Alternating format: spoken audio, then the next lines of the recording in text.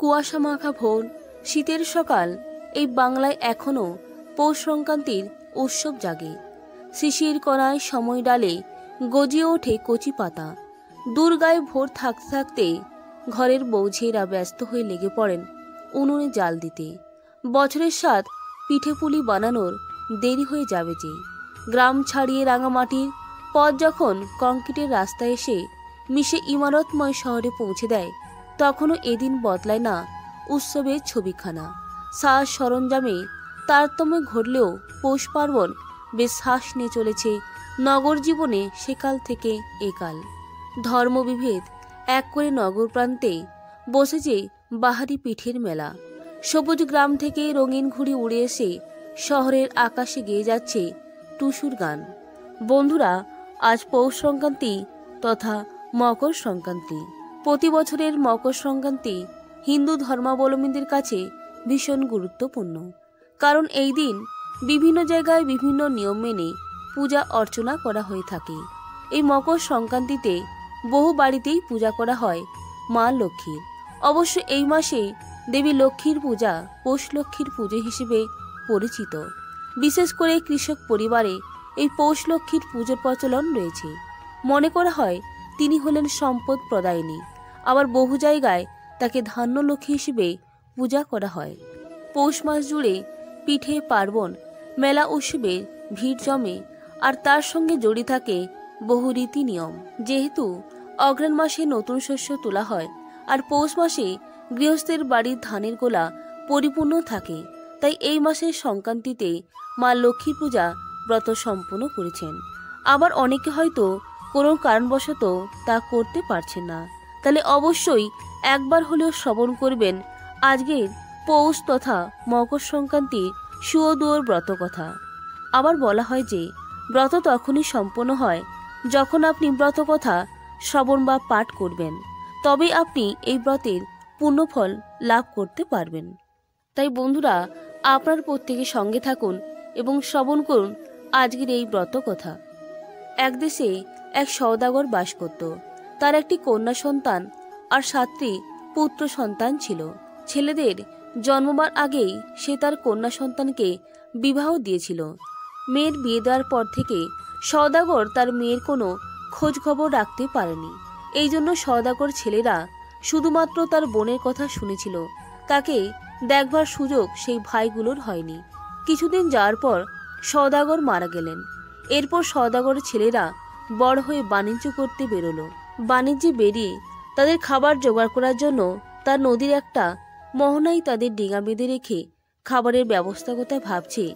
এমন সময় কাছেরই একটি গায়ের লোক বলে পরিচয় দিয়ে জনক। তখন লোক তাদের বলল, এখানে খাবার মতো কিছুই তোমরা পাবে না, তোমরা আমাদের সঙ্গে আমাদের বাড়িতে চলো, সেখানে আমরা তোমাদের খাবার দাবার সব ব্যবস্থা করে দেব, আর তোমরা খাওয়া দাওয়া করে জিরিয়ে আবার সেই ডিঙা ছাড়তে পারবে। ডিঙা এখন এখানেই বাঁধা থাক। সওদাগরের ছেলেরাও দেখলো যে এখানে কোনো দোকানপাট যখন দেখতে পাওয়া যাচ্ছে না, তখন এদের সঙ্গে যাওয়াটাই বোধহয় ভালো। এই ভেবে তারা ওই লোকটির সঙ্গে তাদের বাড়িতে গেল।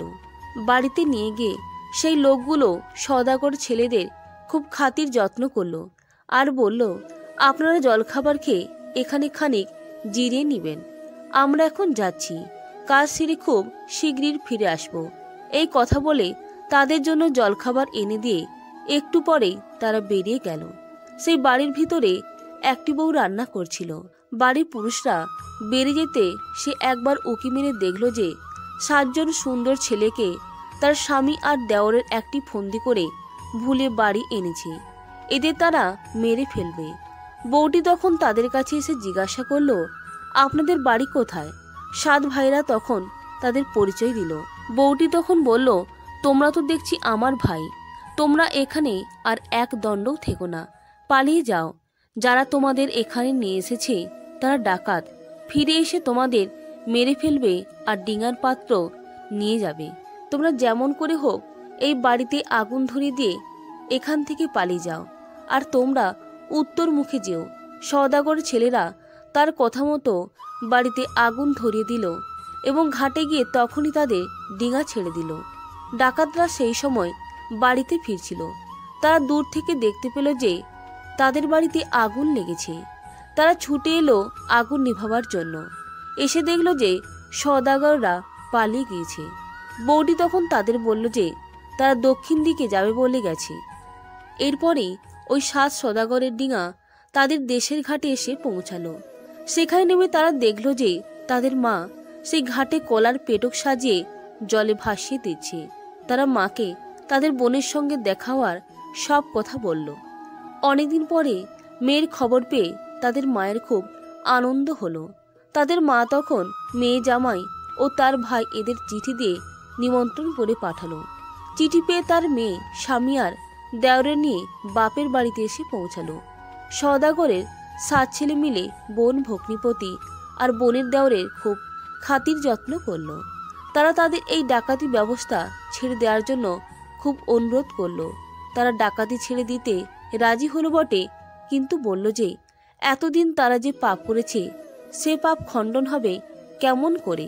তখন 7 সাগরের মা বলল, দেখো বাছারা, তোমরা সুয়দুর ব্রত পালন করো, তাহলে তোমাদের আর কোনো পাপ থাকবে না। এরপর থেকে সুয়দুর ব্রত করে তারা বেশ সুখে দিন কাটাতে লাগলো। সুয়দুর ব্রতের ফল, এই ব্রত পালন করলে হারানো আত্মীয়দের সন্ধান পাওয়া যায়। বন্ধুরা, এই ছিল আজকে সুয়দুর ব্রত কথা। এই ব্রত স্ত্রী পুরুষ সকলেই করতে পারে। ব্রতের বিধান অনুসারে আজকে দিন উপোস করে পরের দিন ওই পেটোতে ঘিয়ের প্রদীপ জেলে জলে ভাসিয়ে দিতে হবে। বন্ধুরা, এই ছিল আজকের ভিডিওটি।